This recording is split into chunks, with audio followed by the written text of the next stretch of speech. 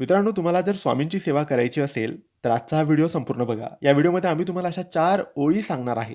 या 4 ओळींचे वाचन तुम्ही जर सकाळी उठून अंघोळ करून स्वामींच्या समोर बसून केल्यात आणि दुसरं काहीच नाही केलं, तरी तुम्हाला पूर्ण सेवेचे फळ मिळतील आणि गुरुचरित्र वाचून जेवढे फळ, जेवढे फायदे होतात, तेवढेच फळं आणि तेवढेच फायदे या 4 ओळी वाचून होतील.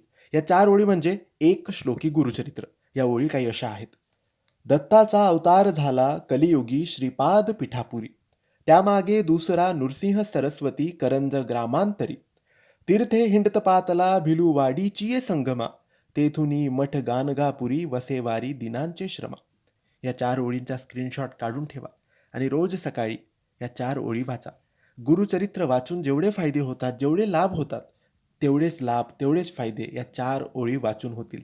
नक्की वाचा, तुमच्या इच्छा पूर्ण करा. श्री स्वामी समर्थ.